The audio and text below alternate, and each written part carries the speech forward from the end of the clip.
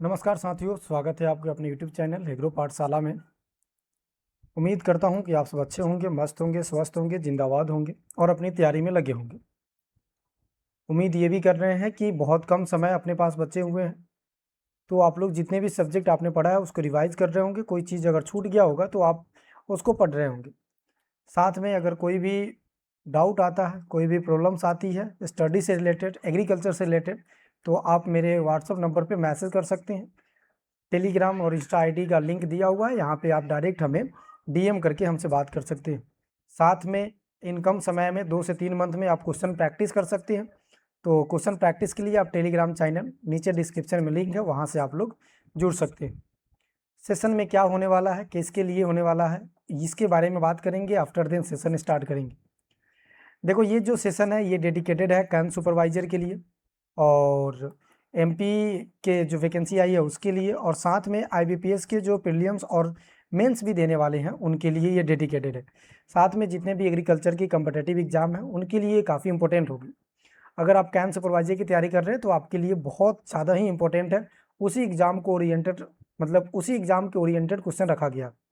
हालांकि ऐसा नहीं होता है कि जो कैंप सुपरवाइजर में क्वेश्चन आ रहे हैं वो दूसरी जगह नहीं आ सकते, या फिर जो दूसरी जगह पढ़ रहे हैं वो यहाँ नहीं आ सकते। क्वेश्चन सेम ही होता है, लेवल अलग अलग होता है। ये जो सीरीज स्टार्ट हो रहा है, ये सीरीज हमारा डेली रात को 9 बजे लाइव तो नहीं होगी, रिकॉर्डेड फॉर्मेट में अपलोड कर दिया जाएगा। बट आपको परेशान होने की आवश्यकता नहीं होगी, लाइव क्लासेस के तरह ही रिकॉर्डेड फॉर्मेट में अपलोड होगी। ये कैसे? ये इसलिए कि लाइव क्लासेस में जो क्वेश्चन आपके मन में आते हैं वो सारा क्वेश्चन मैं यहाँ डिस्क्राइब कर देता हूँ। तो आपको एक भी क्वेश्चन ऐसा नहीं होगा कि आपके मन में आ रहे हैं और क्वेश्चन यहाँ डिस्क्राइब नहीं हुआ या एक्सप्लेन नहीं हुआ। अगर ऐसा होता भी है तो आप कमेंट करेंगे, हम वहीं पे आपको रिप्लाई दे देंगे। इस सेशन में क्या होने वाला है? इस सेशन में सॉइल साइंस, इस सेशन में एग्रोनॉमी, इस सेशन में animal husbandry. That means 10 question जो होगा वो सॉइल साइंस की होगी, 10 क्वेश्चन जो होगा एनिमल हस्बेंड्री की होगी, और 10 जो क्वेश्चन होगा वो आपकी कंप्लीट एग्रोनॉमी की होगी। कंप्लीट एग्रोनॉमी इसलिए चूंकि एग्रोनॉमी के 3 पार्ट होते हैं। एक तो एग्रोनॉमी होता है, एक सीड टेक्नोलॉजी होता है, एक वीड साइंस होता है। फिर एग्रोनॉमी के भी 3 पार्ट है, एक तो जनरल प्रिंसिपल ऑफ एग्रोनॉमी और एक आपका क्रॉप प्रोडक्शन होता है। इसलिए मैंने कंप्लीट एग्रोनॉमी बोला है। इसके बाद आपको टॉपिक वाइज चीज़ें करवाई जाएगी, जैसे कि 10 जो क्वेश्चन आप देख रहे हैं या 10 क्वेश्चन जो आप प्रैक्टिस करेंगे ये आपको टॉपिक वाइज होंगे। Topic wise in the sense कि पहला चैप्टर से होगा। मान लो कि पहला चैप्टर है इंट्रोडक्शन एंड रॉक्स, चट्टान और उसके बारे में, सॉइल के बारे में। दूसरा जो चैप्टर है जैसे एनिमल हस्बेंड्री है, उसमें पहला चैप्टर है इंट्रोडक्शन एंड रेवोल्यूशन, इसके बारे में। एग्रोनॉमी में पहला इंट्रोडक्शन और उसके इंपॉर्टेंस वाले हैं, उसके ब्रांचेज है, तो उसके बारे में बात करेंगे। ये जो सेशन है ये कंप्लीट रिवाइज सेशन है, जिसमें आपके पूरे एग्रीकल्चर रिवाइज हो सकते हैं। क्योंकि मेरी जो बुक आने वाली है वो टॉपिक वाइज आने वाला है, वही टॉपिक वाइज बुक मैं आपको यहाँ पे करवा रहा हूँ। उससे बहुत अच्छे अच्छे क्वेश्चन आप बुक में भी देखेंगे और आप एमसीक्यू सेशन में भी देखेंगे। बाकी किसी प्रकार का डाउट आता है तो आप इस नंबर पे मैसेज कर सकते हैं। सेशन को स्टार्ट करते हैं और सबसे पहला जो सेशन होगा, सबसे पहला जो क्वेश्चन होगा वो सॉइल साइंस की फर्स्ट ऑफ क्वेश्चन होगा। जैसे कि नंबर 1 क्वेश्चन है, who is the father of modern pedology in soil science. Soil science के अंदर मॉडर्न पैडोलॉजी के फादर किन को माना जाता है? सबसे पहले आपको पैडोलॉजी समझ में आना चाहिए। पैडोलॉजी का मतलब सिंपल ये होता है कि जब हम सॉइल की स्टडी करते हैं तो इसके 2 अप्रोचेज होते हैं। इसके पढ़ने का 2 अप्रोच होते हैं। जैसे आप पढ़ते हो तो अपना एक अप्रोच लगाते हो, तो इसके 2 अप्रोचेज होते हैं। पहला अप्रोच होता है जिसे हम पैडोलॉजी कहते हैं, दूसरा अप्रोच होता है जिसे हम ईडेफोलॉजी कहते हैं। पैडोलॉजी का सिंपल मतलब होता है कि कोई भी मिट्टी है उसके पार्टिकल्स के बारे में कंप्लीट स्टडी करना क्या कहलाएगा? पैडोलॉजी कहलाएगा। पैडोस का मतलब ही होता है सॉइल पार्टिकल्स। तो सॉइल पार्टिकल्स की कंप्लीट स्टडी करना, कंप्लीट स्टडी डैट मीन्स कि उसके क्लासिफिकेशन, उसके ओरिजिन, उसके डिस्ट्रीब्यूशन, उसके फॉर्मेशन, उसके प्रॉपर्टी, चाहे फिजिकल चाहे बायोलॉजिकल चाहे केमिकल, ये पैडोलॉजी कहलाएगा।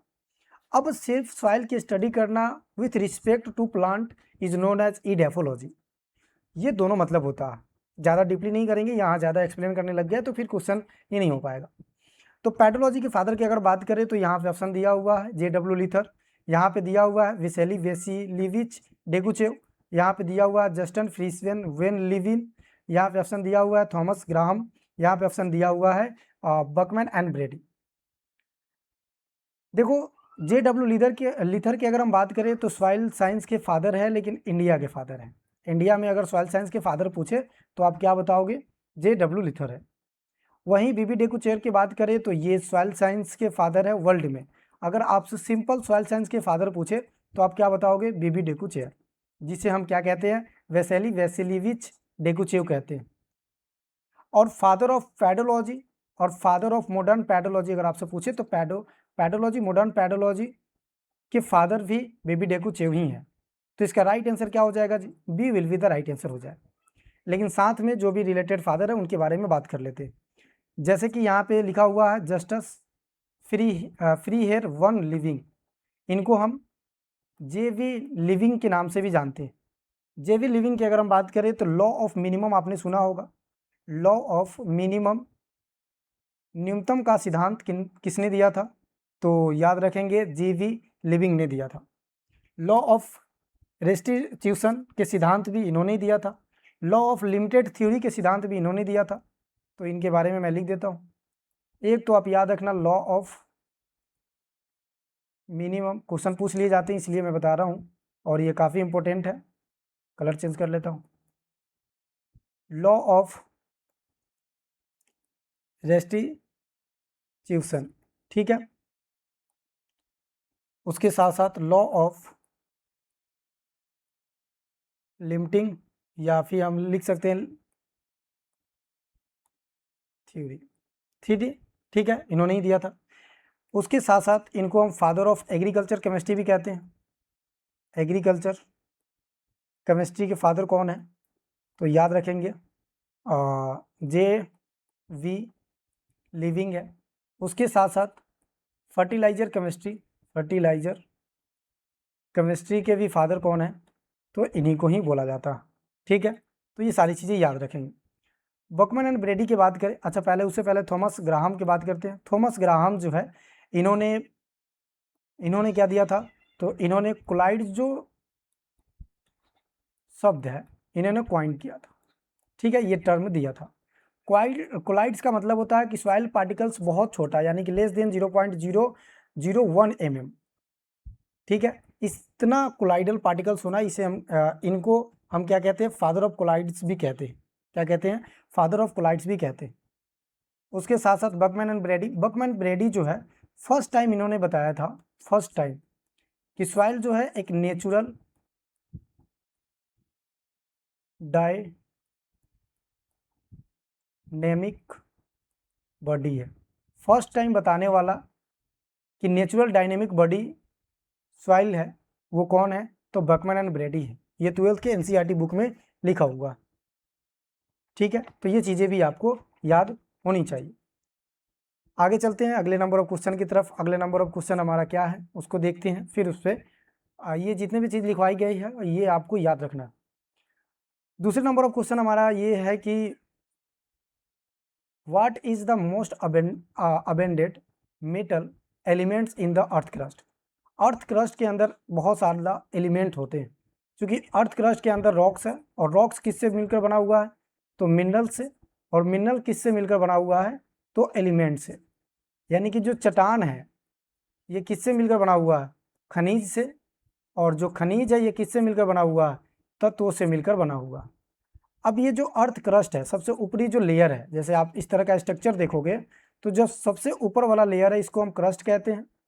बीच वाले को मेंटल, पागल वाला नहीं, ये मेंटल जिसमें मेटालिक पार्ट होते हैं, और इसको हम कोर पार्ट कहते हैं।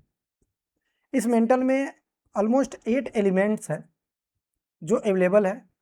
इसमें से जो 2 एलिमेंट्स है वो नॉन मेटालिक है, यानी कि नॉन मेटल है। और मेटल और नॉन मेटल में सिंपल अंतर यही होता है कि जिसमें करेंट का फ्लो होता है ना उसे मेटल कहते हैं, जिसमें करेंट का फ्लो नहीं होता है उसे नॉन मेटल कहते हैं। जैसे मान लो आयरन है, तो आयरन के अंदर यहाँ पे अगर करंट लगता है तो उसकी करंट की धारा जो है यहाँ पे भी होगी, तो उसे हम क्या कहेंगे? मेटल कहेंगे। अगर मान लो कि यहाँ करंट लग रही है लेकिन यहाँ पे नहीं लग रही है, दोनों एक ही पार्टिकल से, इसे हम कहेंगे नॉन मेटल, ठीक है। जिसमें करंट का फ्लो होता ही नहीं है, करंट ही नहीं होता, उसे हम क्या कहेंगे? नॉन मेटल कहेंगे। अब नॉन मेटल और मेटालिक ये चीज़ें इंपॉर्टेंट है, इसलिए मैं टेबल बनवा के लिखवा देता हूँ, आप इसे याद रख लेना और एग्जाम में पूछे भी जाते हैं। एलिमेंट्स की अगर हम बात करें, एलिमेंट्स इन क्रस्ट, कौन सा क्रस्ट? तो अर्थ क्रस्ट। इसमें कितने एलिमेंट्स हैं? तो अभी आपको हमने बताया कि 8 एलिमेंट्स हैं। कितने एलिमेंट्स हैं? 8 एलिमेंट्स हैं, जिसको 2 भागों में क्लासीफाई किया गया है। एक पार्ट जो है वो है मेटालिक पार्ट, ठीक है, और दूसरा जो पार्ट है वो है नॉन मेटालिक पार्ट, ठीक है। मेटालिक की अगर हम बात करें तो याद रखेंगे जिसमें करेंट का फ्लो होता, ठीक है, और नॉन मेटालिक में जिसमें करेंट का फ्लो नहीं होता। अब इसमें नॉन मेटालिक में सबसे ऑक्सीजन ज़्यादा और उसके बाद सिलिका। अब इसको याद रखने का बहुत अच्छा ट्रिक है। ऑक्सीजन पूछे कितना है तो 46 पॉइंट, इस 6 को आगे कर देना और 6 और 4 कितना होता है? 10 होता है, तो इसमें 1 पॉइंट लिख देना। तो 46.60% क्या होता है? नॉन मेटालिक होता अर्थ क्रस्ट में ऑक्सीजन। सिलिका की बात करें तो S4 सिलिका और S4 7, तो 27 पॉइंट, इसको पलट देना, 72% इसमें क्या होता है? सिलिका होता है। इस तरह से मैंने ट्रिक बना के याद की थी, तो आपको ये भी याद रखना, ठीक है। 24.32% क्या है? तो नॉन मेटालिक है। डैट मीन्स हम ये कह सकते हैं कि 75% के आसपास में नॉन मेटालिक सब्सटेंसेज है। मेटालिक याद रखने के लिए हम याद रख सकते हैं, एक छोटा सा ट्रिक हमने बताया था, ऑल फेको ना सोडियम पार्क में। ऑल फेको ना सोडियम पार्क में एल्युमिनियम जो है 8.13% है। आयरन जो है आपसे पूछा जाए तो 5% है। कैल्शियम अगर आपसे पूछा जाए तो 3.63% है। सोडियम पूछा जाए तो 2.83% है। पोटेशियम अगर आपसे पूछा जाता है तो 2.59% है। मैग्नीशियम पूछा जाए तो 2.09% है।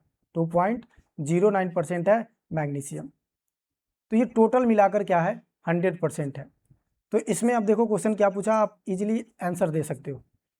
मोस्ट अबेंडेंट मेटालिक पूछा है, मेटल पूछा है। मेटल मतलब जिसमें करेंट का फ्लो होगा। इसने ये नहीं बोला है कि नॉन मेटालिक।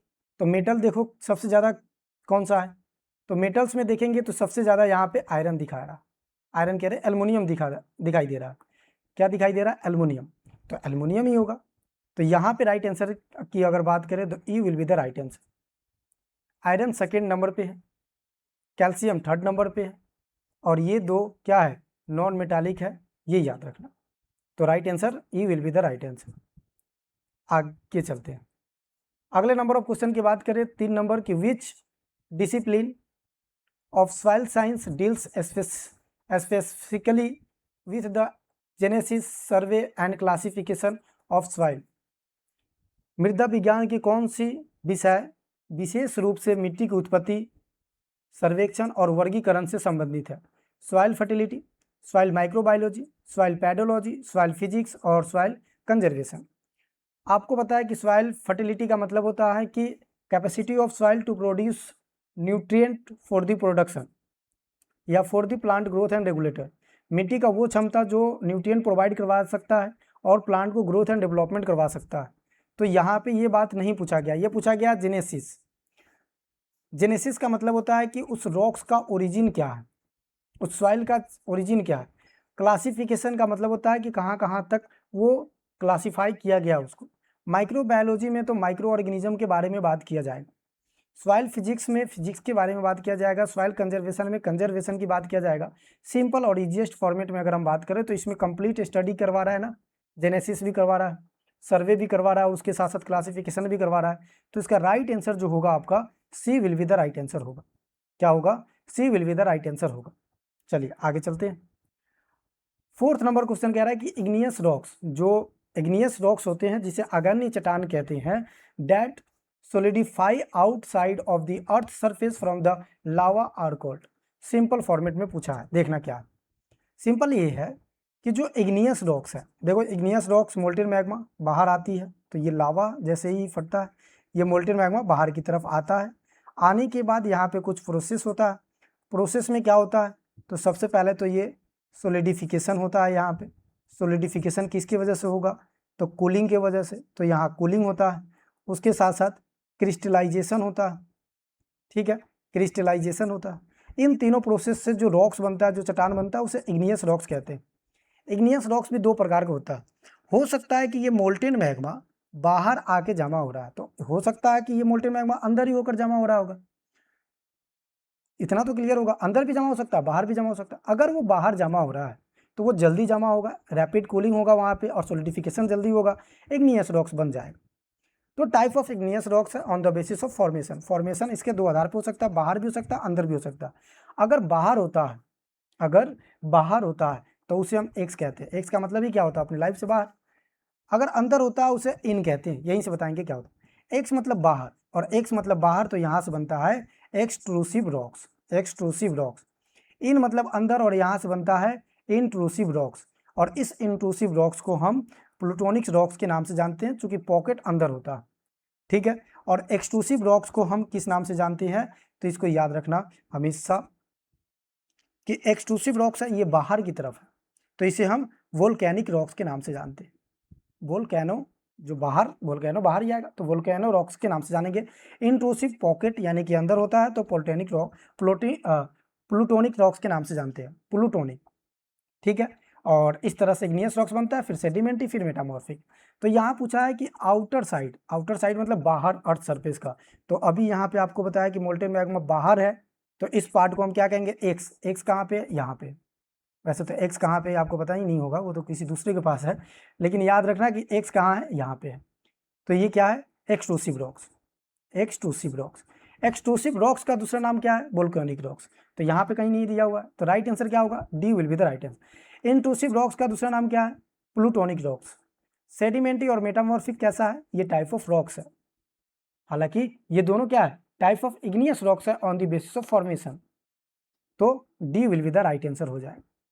चलिए आगे चलते हैं, 5 नंबर पे चलते हैं। According to the rock classification based on the silica. अब इसने क्या बताया, सिलिका के आधार पर बताया।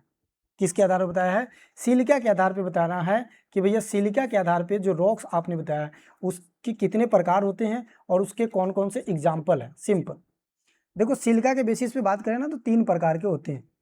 देखो, एक तो एसिड होता है, एक अगर हम बात करें तो इंटरमीडिएट होता है, और एक अगर हम बात करें तो बेसिस होता है। जिसमें सिलिका ज़्यादा होता है ना, ऐसा समझे जिसका पीएच कम होता है ना, उसमें सिलिका ज़्यादा होता है।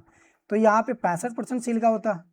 यहाँ पे अगर हम बात करें तो 55 से 65% के बीच में होता है, और यहाँ पे बात करें तो लेस देन आप 45% या 40 से 45% मान सकते हैं, कोई दिक्कत नहीं, ठीक है।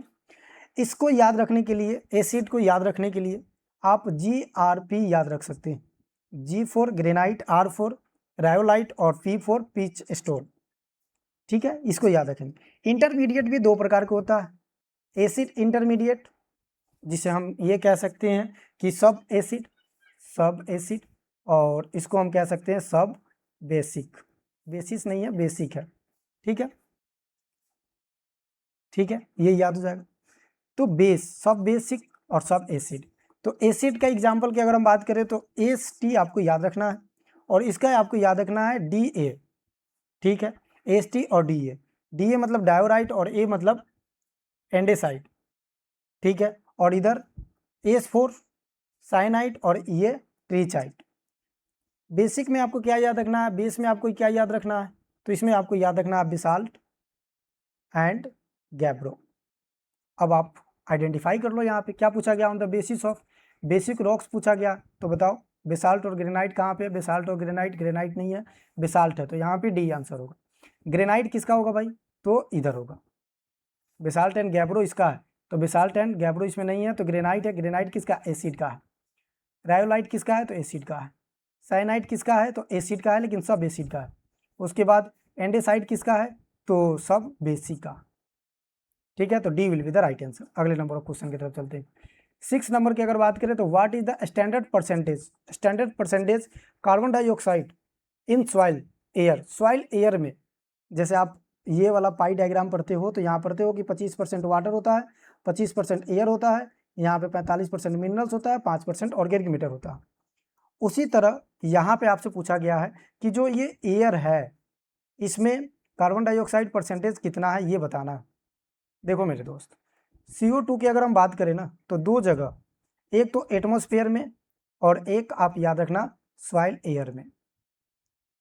एटमॉस्फेयर में अगर आपसे पूछता है तो 0.033% ये पहले था, अभी के डेटा के अनुसार 0.041 या इसी को 0.042% लिख सकते हैं, कोई दिक्कत नहीं है, 19 है तो 20 लिख सकते हैं, ये एटमॉस्फेयर में है। लेकिन अगर आपसे पूछता है कि सॉइल एयर में तो 0.3% या आप ऐसे कह सकते हो 0.4% या फिर 0.42%, यानी कि 10x ज़्यादा होता। आप याद हमेशा रखना कि सॉइल एयर में कार्बन डाइऑक्साइड जो है वो 10 गुना ज़्यादा होता एज कंपेयर टू एटमॉस्फेयर। तो 10 गुना ज़्यादा है तो एक जीरो तो खत्म ही होगा, तो एक जीरो खत्म हो गया, यहाँ भी डी आंसर होगा, यहाँ भी क्या होगा, डी आंसर होगा।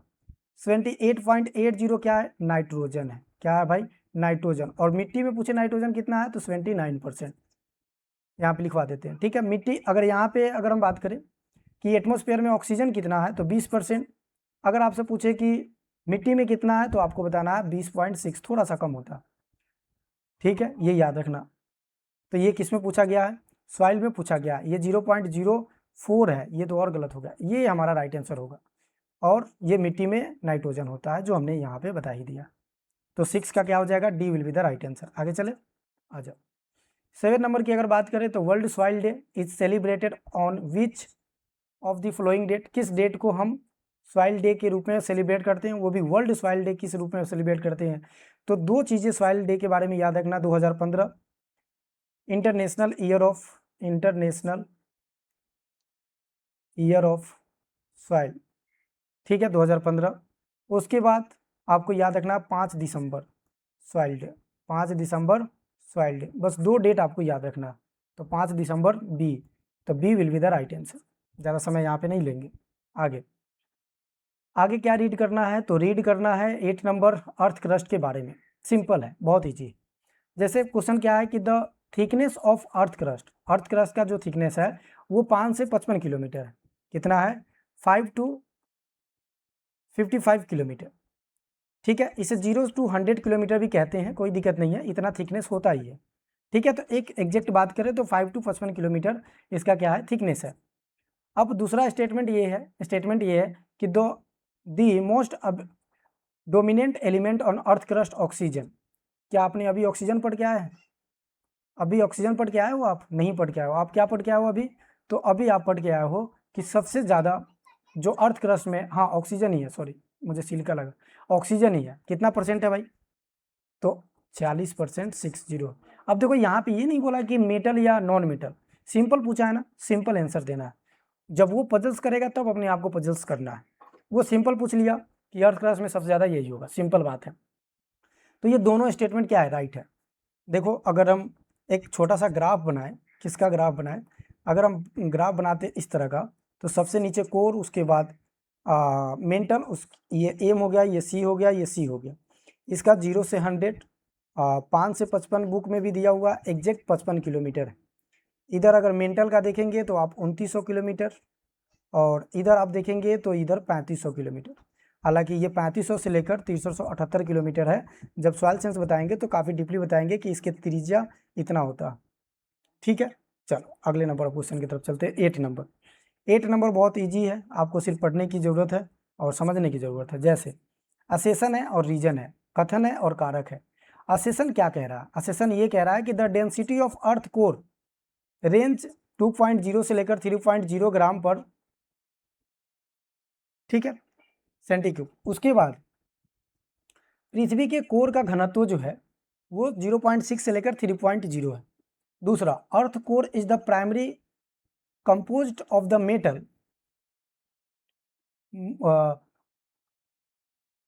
मोल्टेन मैग्मा, सॉरी मेटल कह रहे हैं, molten magma containing iron and Nicholls. इसने पूछा है कि कोर में जो मोल्टेन मैग्मा जो बना हुआ होता है वो प्राइमरी आयरन और निकल से बना होता है, जिसे हम नीफ कहते हैं। इसने सिंपल पूछा है, अब सही गलत तो अभी तो हम नहीं बता सकते, अभी हम बात करेंगे उस पर। देखो अगर डेंसिटी की बात करते हैं ना, तो क्रस्ट का डेंसिटी होता है 2.6 से लेकर 3.0। मेंटल का जो डेंसिटी होता है ना वो होता है 3.0 से लेकर 4.5, और कोर का जो डेंसिटी होता है वो होता है 9.0 से लेकर 12 पॉइंट तक डेंसिटी होता है। डेंसिटी का मतलब क्या होता है? वेट अपॉन वॉल्यूम या मास अपॉन वॉल्यूम। कितना कोई चीज़ का मास है उसके वॉल्यूम कितना है। मान लो कोई एरिया है तो उसका कोई ना कोई मास होगा और कोई ना कोई उसका आयतन होगा, उसके अनुपात उसके हम रेशियो क्या कहते हैं? तो उसके डेंसिटी कहते हैं।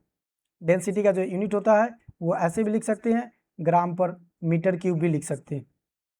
तो ये तो गलत हो गया भाई, ये तो क्रस्ट के बारे में आपने तो कोर ही बताया, तो असेसन गलत हो गया।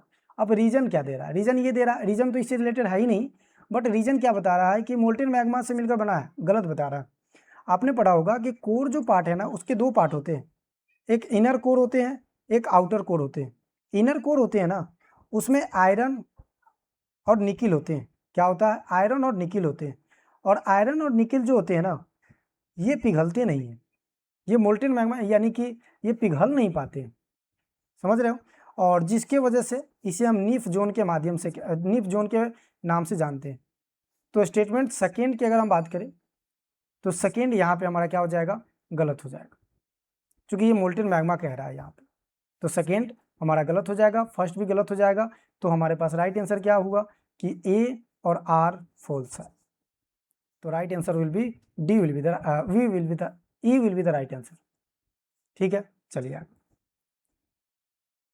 10 नंबर पे चलते हैं कि statement on metamorphic rocks. Metamorphic rocks का मतलब ये होता है, मेटामॉर्फिक्स का मतलब होता है change in the form, change हो जाता है अपने फॉर्म में due to high temperature, due to high pressure. देखते हैं क्या पूछ रहा। Metamorphic rocks are the form from igneous rocks and sedimentary rocks. अब इसी बात है, सही है। मेटामॉर्फिक जो रॉक्स होता है इग्नियस और सेडिमेंट्री रॉक्स दोनों से मिलकर बना हुआ है, ठीक है, उसी से तैयार हुआ है। इन्फ्लुएंस हीट एंड प्रेशर, मतलब ये हीट और प्रेशर की वजह से होता है। पहला स्टेटमेंट बिल्कुल सही है। दूसरा, मार्बल जो है वो लाइमस्टोन से बना हुआ है, मार्बल जो है वो लाइमस्टोन से बना हुआ है। एप्लीकेशन ऑफ हीट, क्या इस पे हीट का एप्लीकेशन, मतलब हीट ज़्यादा लगने से जो मार्बल है वो किस में बदल गया? तो वो बदल गया, आपके लाइमस्टोन है वो बदल गया मार्बल में। सही बात है, तो इसका दोनों स्टेटमेंट सही है। तो यहाँ पे हमारा C will be the right answer होगा। क्या हो जाएगा? C will be the right answer हो जाएगा। इसी तरह से सैंड से क्वार्ट्ज बनता है, सिलिका बनता है, ग्रेनाइट से नीस बनता है, बेसाल्ट से स्लीट बनता है, उसके बाद सेल से स्लेट बनता है। तो ये सारी चीज़ें आपको याद रखना है। तो यहाँ पे राइट आंसर डी होगा। अब सॉइल साइंस क्वेश्चन समाप्त हो गया। अब आपको बेसिक चीज़ें समझ में आ गया होगा, बेसिक 10 क्वेश्चन आपने कर लिया। अब आप 10 क्वेश्चन करोगे किसका? तो अब आप 10 क्वेश्चन करो। अच्छा, 11 नंबर क्वेश्चन है, ठीक है, ये 10th नंबर ही है शायद, 11 नंबर है, कोई बात नहीं। Evaluated the statement regarding the pedology and edaphology. Pedology और इडेफोलॉजी के रिगार्डिंग में बात करना है। Pedology is the complete study of soil formation, classification, property. Property में क्या? तो केमिकल, बायोलॉजिकल और उसके साथ साथ फिजिकल। इन्होंने सिंपल ये पूछा है। Edaphology study of soil with respect of plant and fibre production, ये तो बता ही दिया था, तो इसमें तो कोई टेंशन वाली बात ही नहीं है। इडेफोलॉजी का मतलब ही होता है कि सॉइल की स्टडी करना रिस्पेक्ट टू प्लांट, और पैडोलॉजी का मतलब होता है कि मतलब उस पार्टिकल्स की कंप्लीट स्टडी करना। ठीक है, चलिए अब आता है एग्रोनॉमी का question, 11 number question. The term agronomy drive from the Greek word, agronomy last में MY लगा हुआ है, ग्रीक से लिया गया है, सही बात है। Agros and nomos, what does nomos means, मतलब एग्रोनॉमी जो शब्द है वो ग्रीक से लिया गया है, एग्रोस प्लस नोमस से मिलकर बना हुआ है। और नोमस का क्या मतलब होता है? देखो हमने आपसे ट्रिक में बताया है, और जनरल क्लासेस जो चल रही है इंट्रोडक्शन की वो देखेंगे आप लोग, बहुत अच्छा रिस्पांस भी आ रहा है, और आप लोग भी देखिए डेली बेसिस पे चल रहा है, और पूरा थ्योरी पोर्शन चल रहा है। तो हम पढ़ते हैं कि ग्रीक शब्द से जो भाषा लिए जाते हैं ना उसके लास्ट में या तो नोमी होगा, या तो लॉजी होगा, या तो RY होगा, या तो इंडिविजुअल वाई होगा, या तो पोनिक होगा।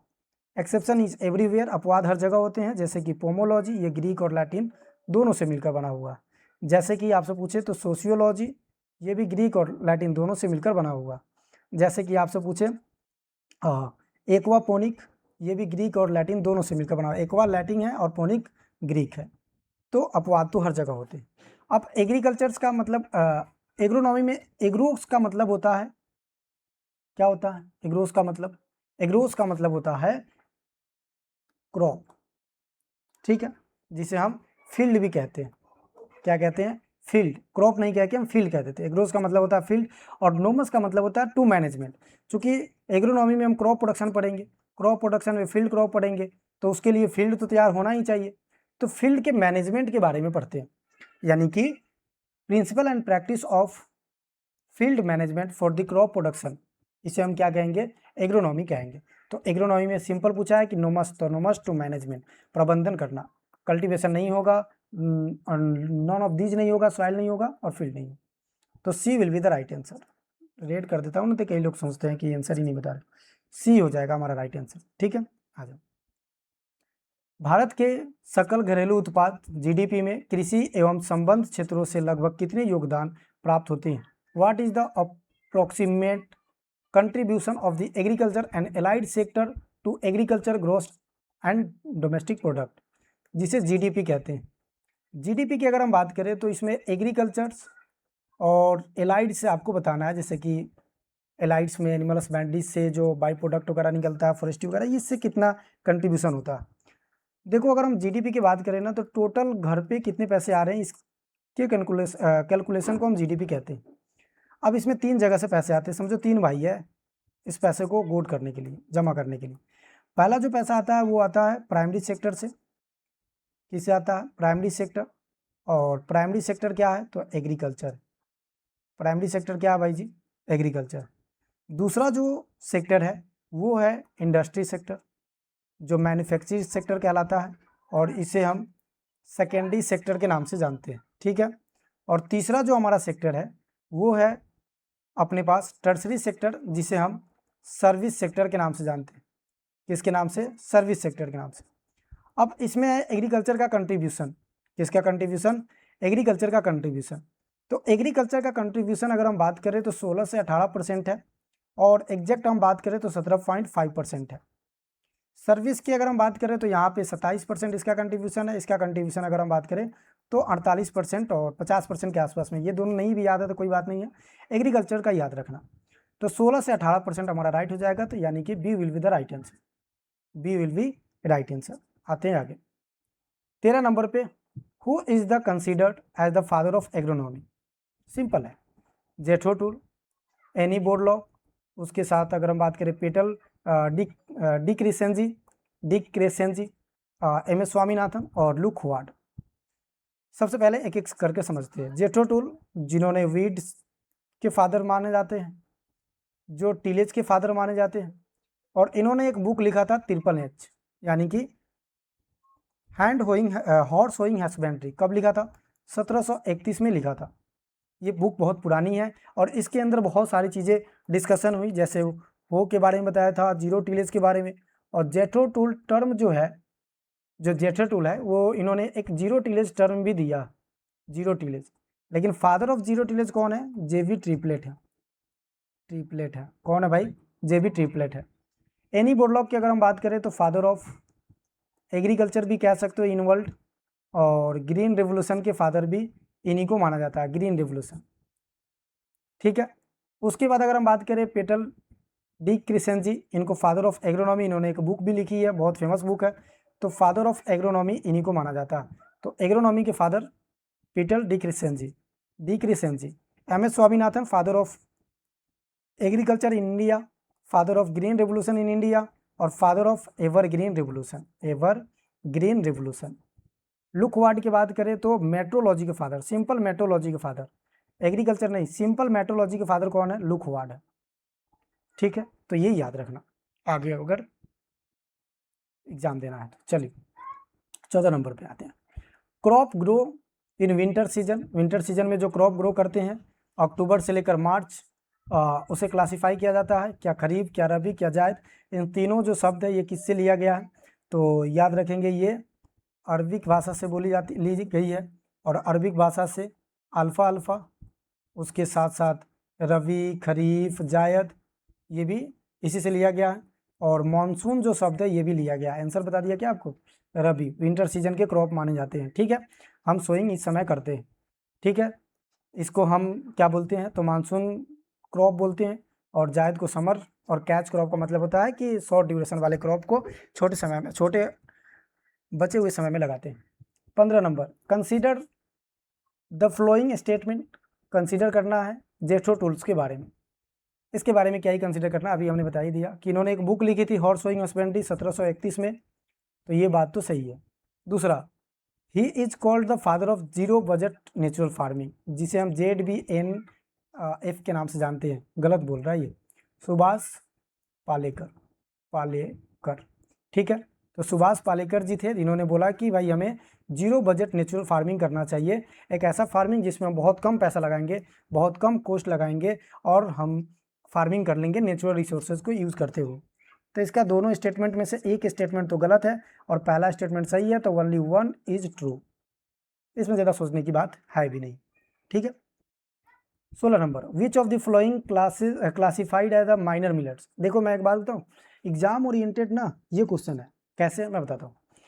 AGTA का एग्जाम हुआ था, AGTA में सिंपल पूछा गया कि बताओ भाई जो माइनर मिलेट्स है उसमें फॉक्सटेल जो मिलेट है उसके बोटनिकल नेम क्या है, इटालियन मिलेट जिसे कहते हैं, सिंपल। लेकिन आपको लग रहा है सिंपल, एग्जाम हॉल में बैठते हैं तो हमें थोड़ी कंफ्यूजन हो जाती है। देखो मिलेट जो होते हैं वो दो प्रकार के होते हैं, एक तो होता है मेजर और एक होता है माइनर। क्या क्या होता है, मेजर और माइनर। मेजर मिलेट्स में आ जाते हैं पर मिलेट, फिंगर मिलेट और सोरगम, ये सब कैसा है, मेजर मिलेट है, ठीक है। इसे हम बाजरा के नाम से, चोम्बू के नाम से जानते हैं, कुंबू के नाम से जानते हैं, रागी के नाम से जानते हैं, इसको हम सोरगम के नाम, और किंग ऑफ ग्रेट मिलेट इन्हीं को कहते हैं, इसको ग्रेट मिलेट्स भी कहते हैं, coarse cereals, king of coarse cereals कहते हैं, कोर सीरियल्स। फॉक्सटेल मिलेट ये माइनर मिलेट्स है, और मेज तो मिलेट है ही नहीं, तो यहाँ पे D will be the right answer हो जाएगा, D will be the right answer हो जाएगा। अब ना माइनर मिलेट जो है ना, जैसे बर्नियार्ड मिलेट होता है, फॉक्सटेल मिलेट होता है, प्रोसो मिलेट होता है, इनके बोटनिकल नेम आप याद कर ही रख ही लेना, छोटे ट्रिक बना लेना, याद रख लेना, किसी दिन आएगा क्वेश्चन तो वो भी ट्रिक से बता देंगे, यहाँ बताएंगे थोड़ा टाइम लग जाएगा। 17 नंबर पे, which crop have a fast growing rate, मतलब कौन सा ऐसा क्रॉप है जिसका ग्रोइंग रेट ज़्यादा फास्ट है, और जिसका ग्रोइंग रेट ज़्यादा फास्ट होता है ना वो क्या करता है, सप्रेस करता है वीट को, and use to substitute main crop that have failed. अगर मेन क्रॉप फेल्ड हो जाता है तो ये फास्ट ग्रोइंग क्रॉप को लगाते हैं, और अभी आपने देखा होगा कि खरीफ रबी जब बता रहे थे तो ये चीज़ें हमने डिस्कशन की है थोड़ी सी, तो डिस्कशन की है तो बता दो भाई, कैच क्रॉप एंड जिसे हम इमरजेंस क्रॉप कहते हैं। देखो होता क्या, मान लेते हैं कि इस पॉइंट पे आपने सोइंग किया, इस पॉइंट पे आप हार्वेस्टिंग करने वाले हो, लेकिन यहाँ तक आते आते ना A2 पे आते आते ये क्रॉप फेल हो गया, अब इतना समय बचा हुआ अपने पास, दो चीज़ हो सकती है, पहला चीज़ तो ये है कि भाई इस खेत को खाली छोड़ दो, दूसरा चीज़ ये हो सकता है इस खेत को यूज़ करो भाई।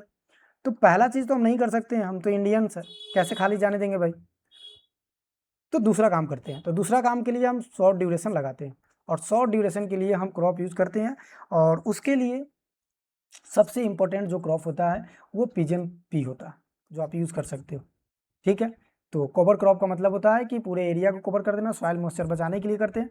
ट्रैप का मतलब होता है कि इंसेक्ट से बचने के लिए हम उसे ट्रैप कर लेते हैं। नर्स का मतलब होता है कि जो मेन क्रॉप है उसको एडवांटेज देना, जैसे नर्स का क्या काम होता है, जो डॉक्टर होता है उसे उसको सपोर्ट करता है। उसके बाद आ जाओ यहाँ पे 18 नंबर पे, 18 नंबर क्वेश्चन क्या बता रहा है कि paira and utera crop are the example of. देखो पैरा उटेरा क्या होता है, आपने रिले क्रॉपिंग सुना है, उसी का नाम है, रिले क्रॉपिंग का ही नाम है, अलग अलग स्टेट में अलग अलग नामों से बुलाया जाता है। रिले क्रॉपिंग को हम ओवरलैप क्रॉपिंग के नाम से जानते हैं। होता क्या है सर जी, थोड़ा बता दीजिए। मान लेते हैं कि ये फील्ड है, ए नंबर क्रॉप आपने सोइंग कर दिया, ये फील्ड है, ए नंबर क्रॉप आपने सोइंग कर दिया, आप सोइंग करोगे तो इस पॉइंट पे आप हार्वेस्ट कर लोगे, ए नंबर क्रॉप को यहाँ पे आप हार्वेस्ट करोगे, यहाँ पे आपने सोइंग किया।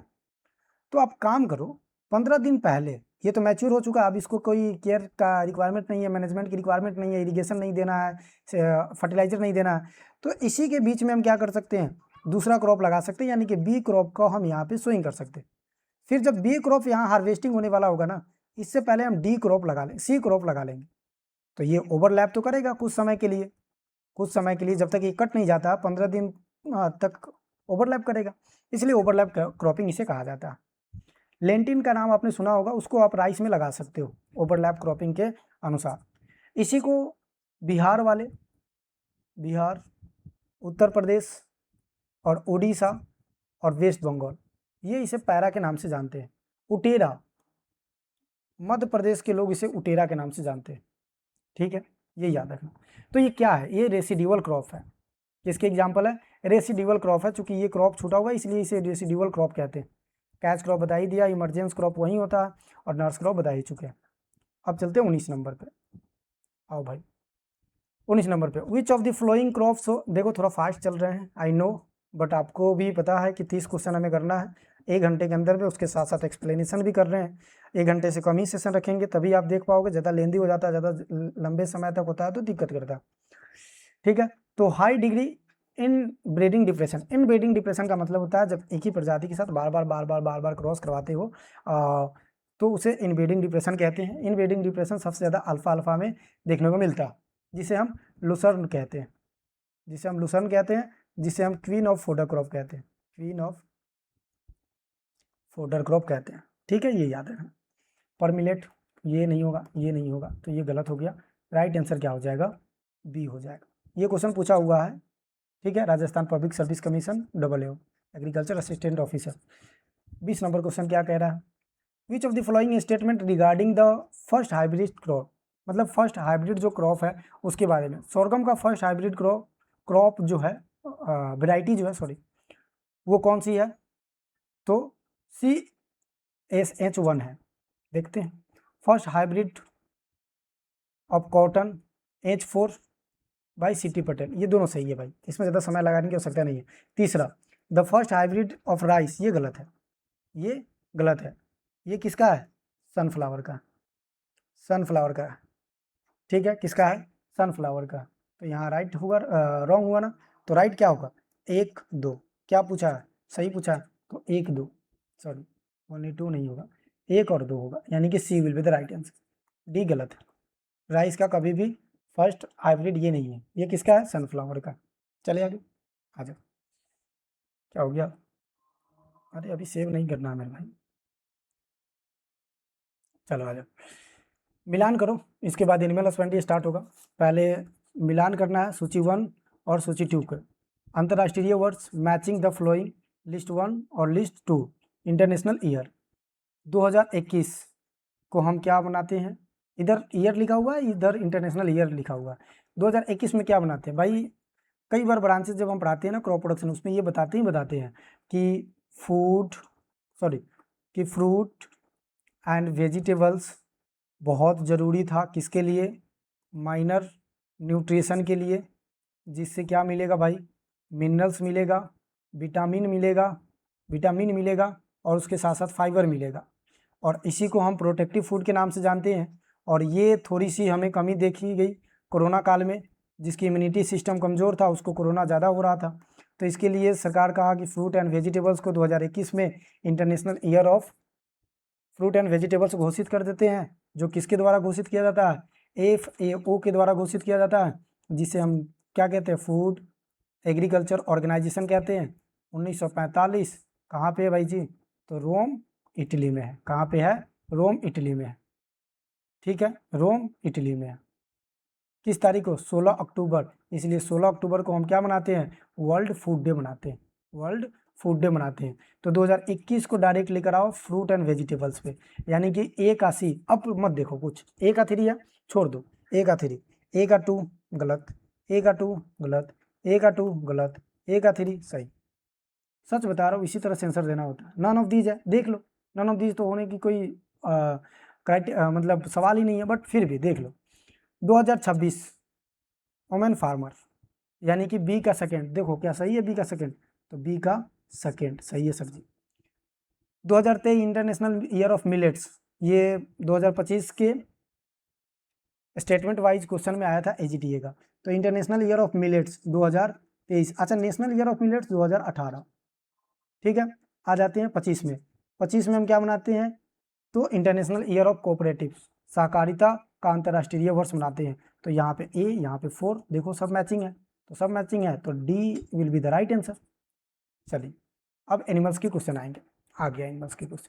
22 number, according to the animal population, animal population के अकॉर्डिंग आपको क्या बताना है, आपको बताना है statics, which state has the highest population in cattles 192.52 million. Simple ये है कि अपने पास 535 मिलियन 535.78 मिलियन अपने पास एनिमल पॉपुलेशन है। किसके अनुसार? तो 20वीं जनगणना के अनुसार, सेंसस के अनुसार। कब हुआ था? 2019 में।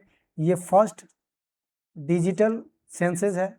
और सबसे पहले कब हुआ था? तो 1919-20 के आसपास में। फर्स्ट इंडिपेंडेंस तो 1952 में। फर्स्ट बिफोर इंडिपेंडेंस 1919-20 में। फर्स्ट डिजिटल तो 2019 में। 535 है, जिसमें से 192 पॉइंट समथिंग मिलियन कैटल्स है। और कैटल्स का सबसे ज़्यादा अगर पॉपुलेशन देखा जाए तो वेस्ट बंगाल में है।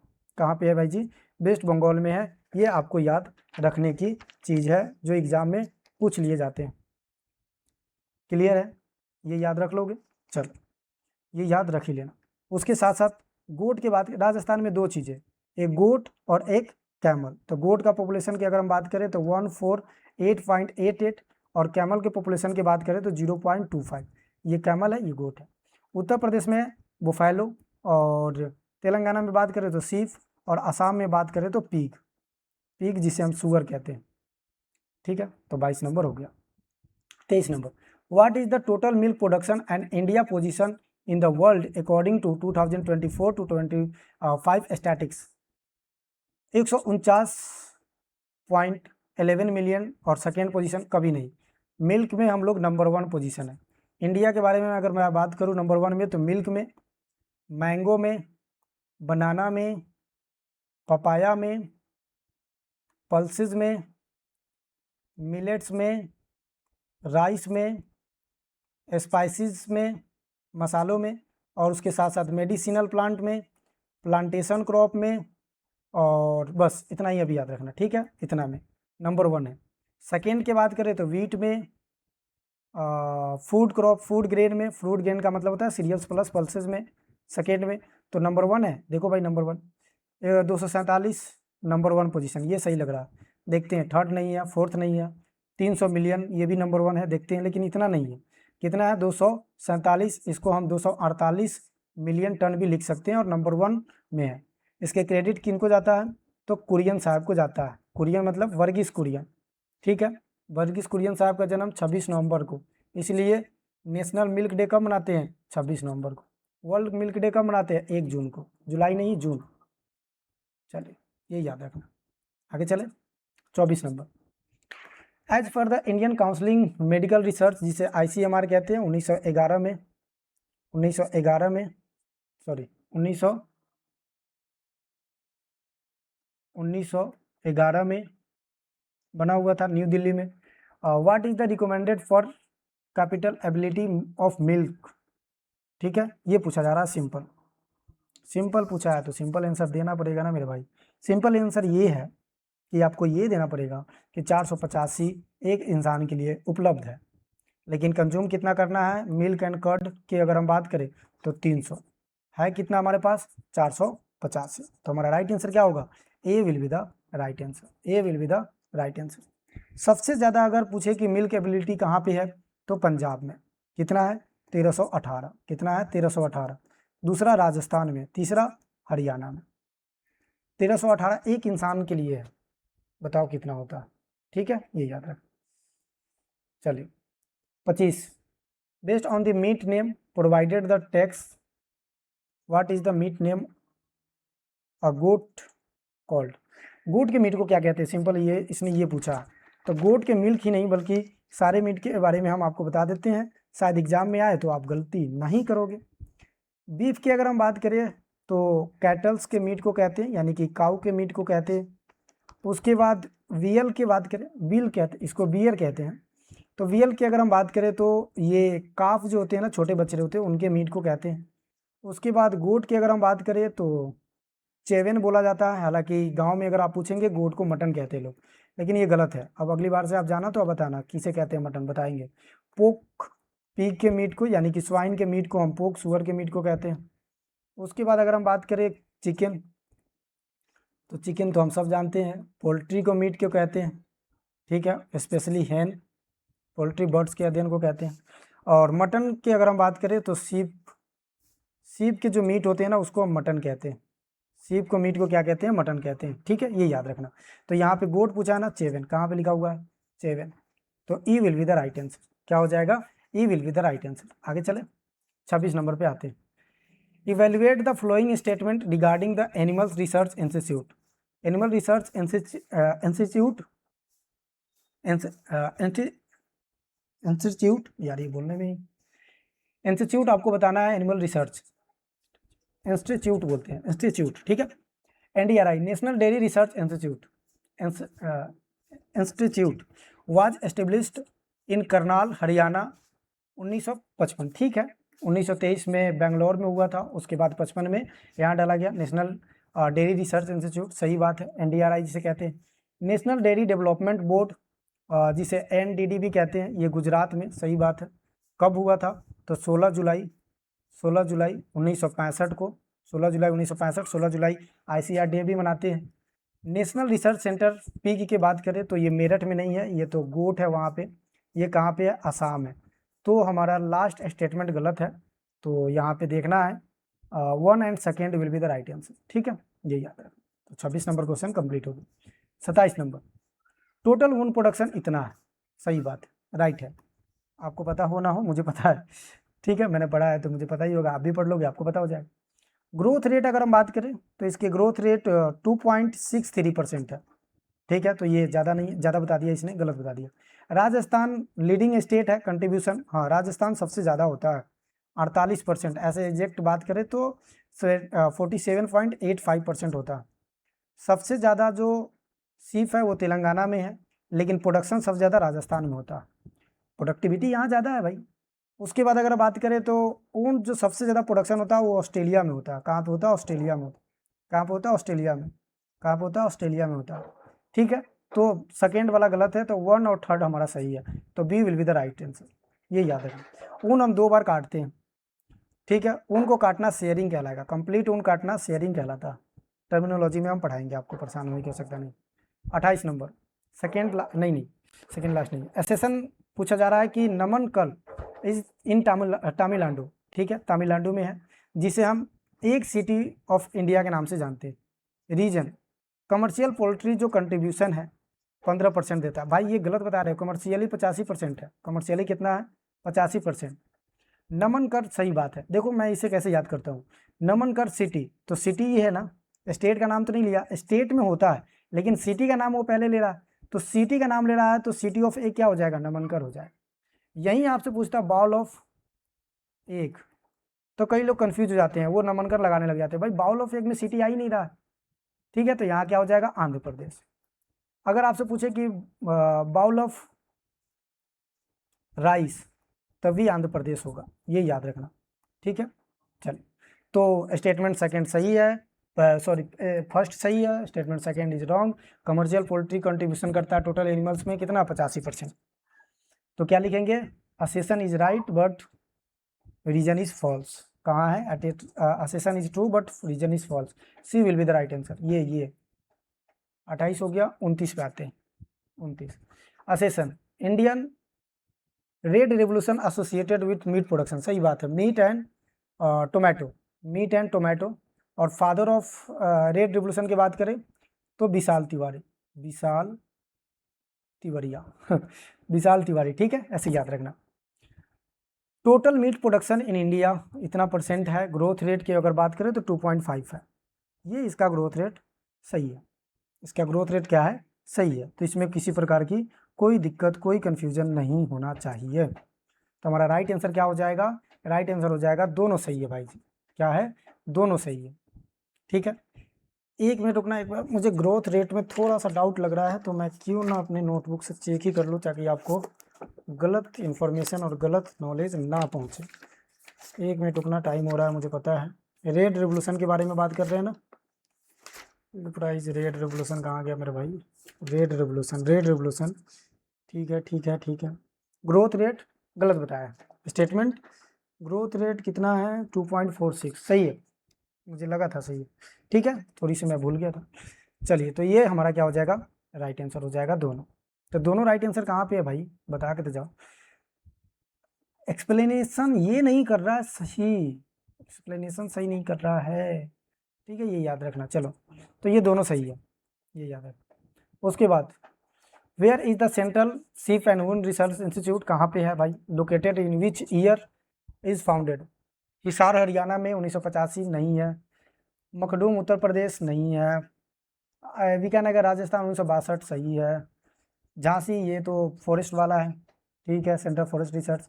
करनाल ये अभी आपने बताया एनडीआरआई, एनडीआरआई का एस्टेब्लिशमेंट कब हुआ था भाई, तो 1923 में हुआ था, 1955 में इसे शिफ्ट किया गया आज़ादी के बाद, और कहाँ डाला गया, हरियाणा करनाल में डाला। तो ये 30 क्वेश्चन थे जिनको हमने 40 मिनट या 50 मिनट में प्रैक्टिस करवा दिया, और डेली ऐसा ही क्वेश्चन आपको प्रैक्टिस करवाएंगे। रैपिड फायर तो नहीं कह सकते हैं, एक्सप्लेनेशन किया है, बहुत अच्छे से एक्सप्लेनेशन किया है, बाकी आप लोग फीडबैक बताएंगे कि गलत है, मतलब तरीका कैसा है, और फिर ऐसे ही डेली बेसिस पे आपको क्लासेस मिलेगी। बाकी कोई डाउट आता है, कोई क्यूरी आता है, तो आप दिए हुए नंबर 8076921823 पे जुड़ सकते हैं, ठीक है। बाकी टेलीग्राम पे जुड़ जाना, क्वेश्चन प्रैक्टिस कर लेना, और इंस्टाग्राम पे मैसेज कर लेना, डीएम खेल लेना मेरे से, मेरे स्टोरी देख लेना चलो ये सब मजाक की बातें हैं, पढ़ाई करो, सीरियस रहो और इन्जॉयमेंट करते रहो साथ में। चलिए मिलते हैं नए वीडियो में, नए सेशन में, जब तक के लिए धन्यवाद, पढ़ते रहिए, मस्त रहिए, स्वस्थ रहिए। अच्छा ये पीपीटी ना मैं दे देता हूँ, आपके ग्रुप में भेज दूंगा, मतलब एग्रो पाठशाला के टेलीग्राम ग्रुप पे, ठीक है। चलिए वीडियो बंद कर देता हूँ।